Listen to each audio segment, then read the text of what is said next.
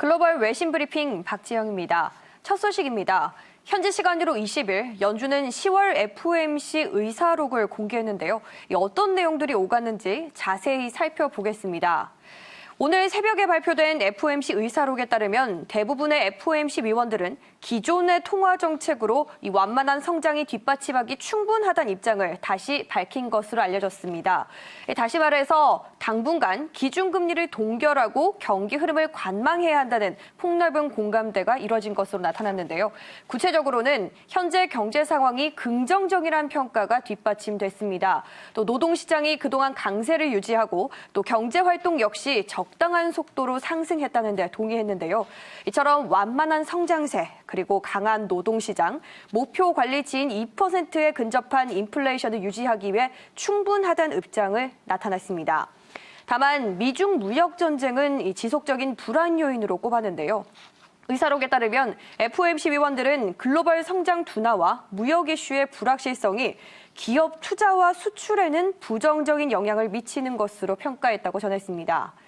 이러한 내용을 바탕으로 이 앞으로의 통화 정책에 대해서는 향후 입수되는 경제 지표에 따라서 기존 경제 전망이 상당폭 수정되지 않는 한 기존의 정책 기조는 유지될 가능성이 크다는 평가를 내놨습니다. 이어서 이 마이너스 금리에 대한 내용도 언급이 됐는데요. 이 마이너스 금리에 대해서 매력적인 통화 정책 수단 같진 않다고 판단한 것으로 알려졌습니다.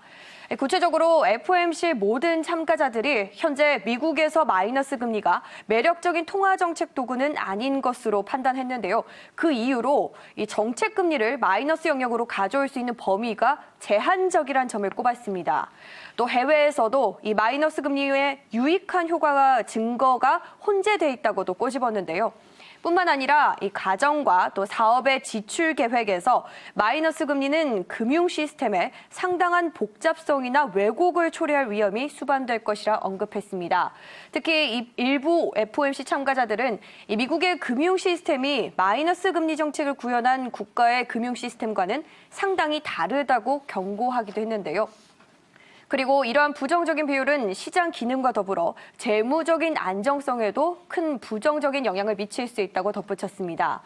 이러한 고려 사항에도 불구하고 이 FOMC 참가자들은 정책 도구로서 마이너스 금리의 잠재적인 역할을 재평가하는 것이 적절할 수도 있다는 이런 가능성까지는 배제하지 않았는데요. 이 도널드 트럼프 미국 대통령이 연일 마이너스 수준까지 기준금리를 인하해야 한다는 주장을 되풀이하고 있죠. 그럼에도 불구하고 연준 수뇌부에서는 이 마이너스 금리에 대한 부정적인 기류가 뚜렷하다는 의미로 해석되고 있습니다. 다음 소식입니다. 중국은 홍콩 시위와 관련해서 미국 등 다른 나라에 내정 간섭을 하지 말라고 재차 요구해왔죠. 그런데 미국 상원에서 홍콩 인권 민주주의 법안, 즉 홍콩 인권 법안이 통과됐습니다. 이런 사실이 알려지면서 중국 외교부는 미국이 이 법안을 중단하지 않으면 반격할 것이라며 경고에 나섰는데요. 현지 시간 20일 중국 외교부에 따르면 마자오시 중국 외교부 부부장은 이날 임시 대사 대리인 윌리엄 클라인 주중 미국 대사관 공사 참사관을 초치한 것으로 알려졌는데요. 그 자리에서 마 부부장은 이 미국 상원의 홍콩 인권법안 통과에 대해서 엄중한 교섭을 제기하고 강하게 항의했다고 밝혔습니다. 구체적으로 홍콩은 중국의 홍콩이고 홍콩 사무는 순수하게 중국 내정에 속한다면서 이 법안은 홍콩 사무와 중국 내정에 공공연하게 간섭하고 있다고 반발했습니다. 그러면서 우리는 미국이 즉시 효과적인 방법을 통해 이 법안 추진과 더불어 내정 간섭을 중단하길 바란다면서 만약 그렇지 않으면 중국은 반드시 최선을 다해서 반격 조치에 나설 것이라고 경고했습니다. 마지막 소식은 러시아로 가보겠습니다. 북미 비핵화 협상에 참여해온 핵심 인사죠. 최선희 북한 외무성 제1부상이 며칠 전에 러시아로 떠났었는데요.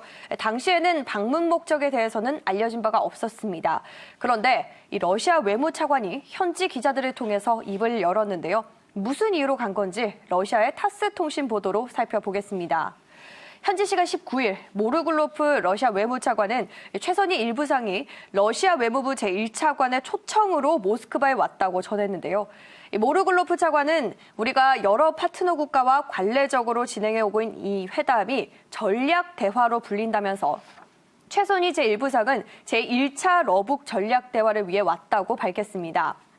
다시 말해서 러시아가 처음으로 북한과 전략 대화를 개최하기로 했고 최선희 제1부상이 이 회담에 참석하기 위해서 러시아를 방문했다는 설명인데요. 구체적인 회담 내용에 대해서는 러시아와 북한이 일련의 국제 문제와 지역 문제, 또 양자 관계들을 논의할 것이라면서 전략적 견지에서 국제 관계와 또 지역 현안을 살피고 조율하기 위한 것이라고 덧붙였습니다. 최근 비핵화 실무 협상 재개를 위한 북미 양측의 신경전이 계속해서 치열한 가운데 김정은 북한 국무위원장의 최측근이자 또 협상 실세인 최선희 제1부상의 방러가 이뤄졌다는 점을 두고 모스크바 외교부에서는 이번 방러 목적이 북미 협상과 관련해서 러시아와 의견을 교환하기 위해서라는 관측도 나오고 있는데요.